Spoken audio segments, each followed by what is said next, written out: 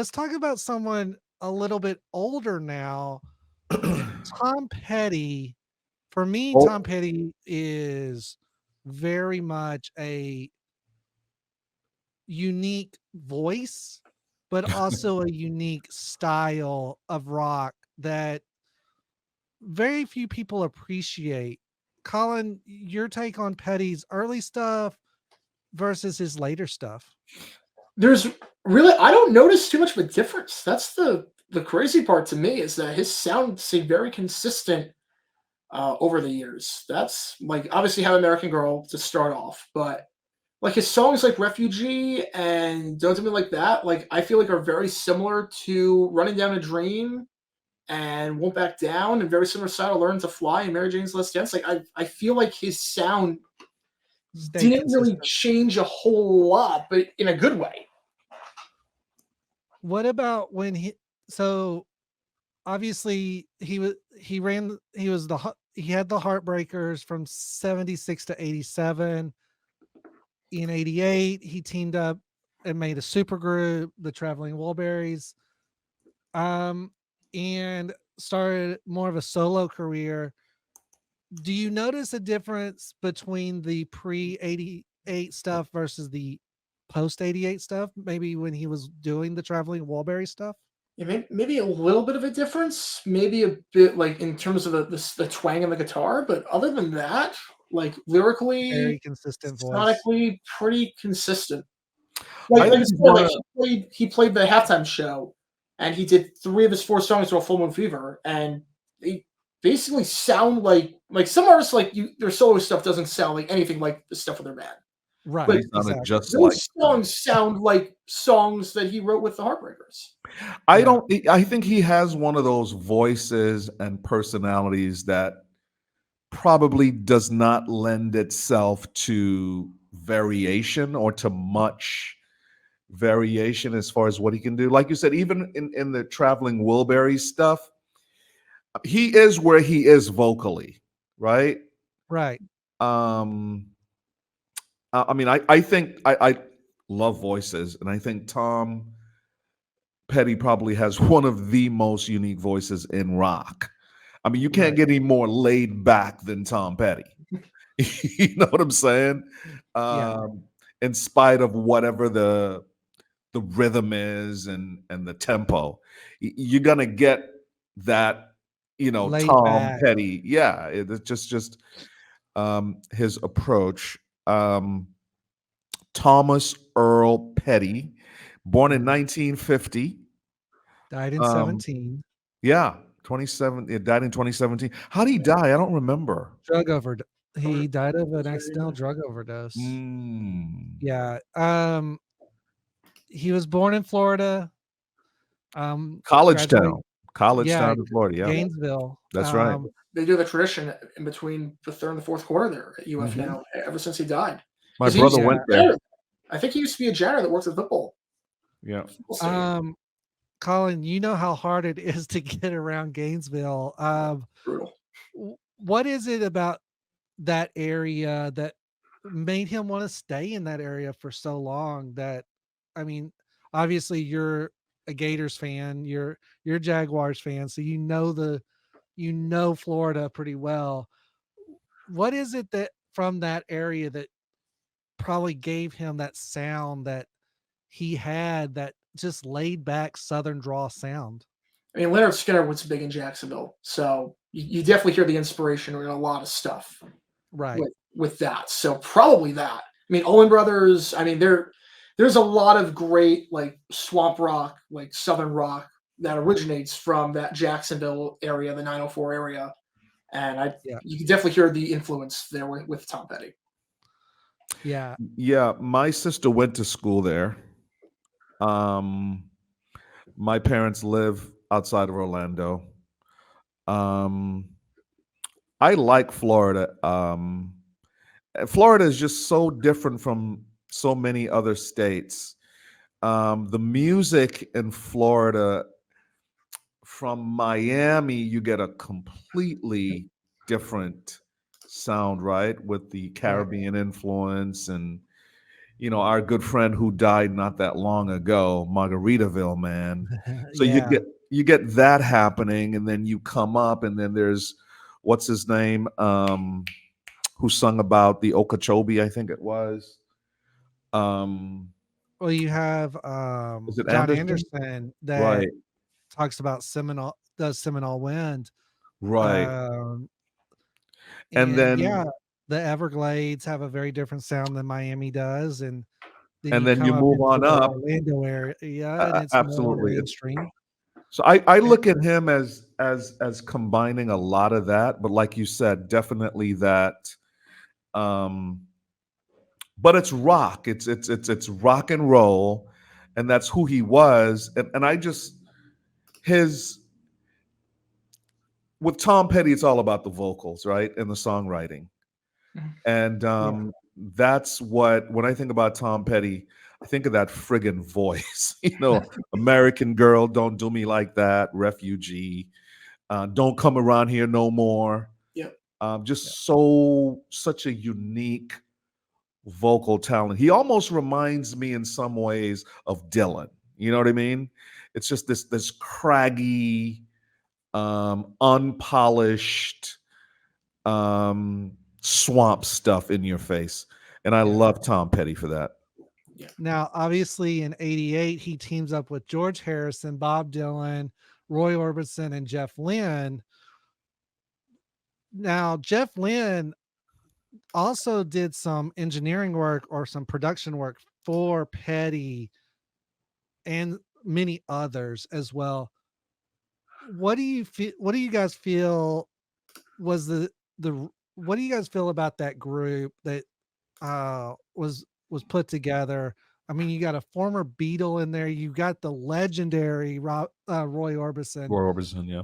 and then with Dylan and Petty, those vocals, Into the Line is probably my favorite song by them as a group. What do you guys think of the time Petty spent with the Traveling Wilburys? It was good. It got overshadowed a lot just because his biggest solo breakthrough was right in that same time period. So it Right. definitely got overshadowed because I mean, And right around Orbison's death.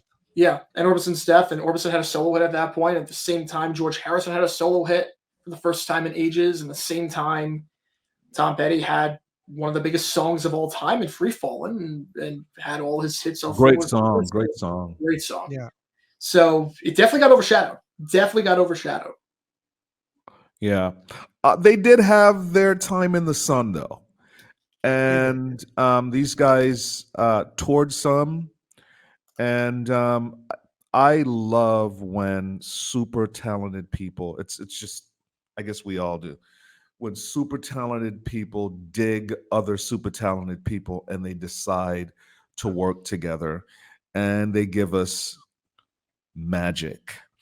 And although these guys, I think they did, was it 2 albums, 2 maybe albums. 3? Yeah. It was 2 albums. Um, The second album actually never materialized because of Orbison's death, so they skipped number 2 and went to volume 3. yeah, so they did the self-titled album, volume Volume 1, and 1. then Yeah, um, Roy died what in December, late '80s, and then they something came like out that. with volume 3 in I think in 1990. Um, Again, you got Dylan, you got Tom Petty on vocals. I mean, what more do you want? You can't get any And more Harrison. uniquely I sounding mean, than that. yeah, and you got George Harrison, too. I mean, 3 unique, very talented Very. voices, and then you bring the legend of Roy Orbison in, and it's like, okay, this group is going places, and then of course Orbison passes away, and they actually there's an homage to him in the video for Into the Line. Each of them took a verse for that song, and when they're playing Orbison's verse, they're showing a picture of him, and then they're showing a rocking chair with the guitar in it. And you know, yeah, it's surreal to think that Orbison died in 88, but and he left a huge catalog of music. Roy Orbison, yeah. But what's Orbison most known for? Pretty Woman. Pretty Woman. Then there was this huge hit he had that Linda Ronstadt remade. What's it called? Blue Bayou, maybe. Mhm. Didn't he Maybe. originally do Blue Bayou? I think it was Roy, wasn't it? She redid that song. Yeah, She did that song. And then You Got It in like '89. I think that's my favorite song by him. yeah. Yeah. No, I love the sound of the Traveling Wilburys. When you first brought this up, Taz, I went back and was listening to some of their stuff as I was in there in some pain. So I medicated myself and cranked them up and fell asleep on the Traveling Wilburys the other night when we got off live. But again, I love the idea of supergroups and these super talented people coming together. I mean, the 80s we had our share of these groups. What was the group Bang a Gong? Remember that one? Power Station, yeah. And T-Rex. There was T-Rex, there was Power Station. Yeah, Power Station. Yeah. I think T-Rex was Bang a Gong. Get it wrong. Yeah. Wham was another kind of super group. Well, the only thing super in Wham was George Michael. And then there was two people, and one of them was clearly the better of the two. Yeah. By the way, have you guys seen that doc on Netflix? I've not yet. No. I want to say it's called Wake Me Up. It's great. I mean, it tells the whole Wham story. It's just awesome. I highly recommend it. And while we're on the subject, I know they finally did a doc on the whole "We Are the World" thing. Yes. Excellent. I heard great things about it. Excellent. Yeah. I saw it the other night. And it's supposed to be on. Did they do it on just the first one, or did they do it on the second go too? Just the first one. They did allude to, who was it? Geffen. Was it Geffen? When they first did when the British guys Feed the World. With Band-Aid, yeah. Right, Band-Aid. So they did talk about that a bit. He was actually there in the studio that night in LA and sort of set the tone for the project because nobody knew what they were doing. I'm not going to give it away, but nobody knew what this was really about. And so they brought him in and he kind of talked about some statistics as far as the famine and how many kids are dying and all that good stuff. And people in the room were visibly moved. It was so well done. So well done. Yeah. I want to touch on one more little thing before we move on to our genre time capsule. With what artists would you have liked to seen Petty worked with for, say, a duet of one of his songs that he never worked with?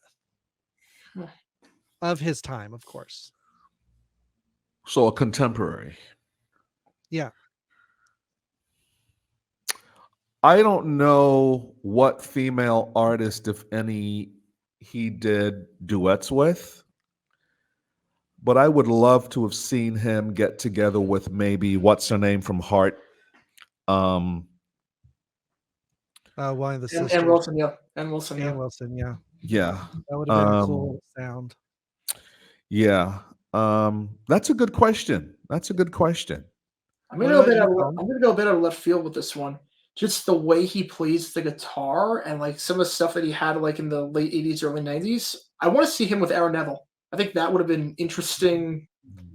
That could have been interesting. Absolutely. That would have been a very interesting pairing. Yeah. I see it. Yep. I could see it too.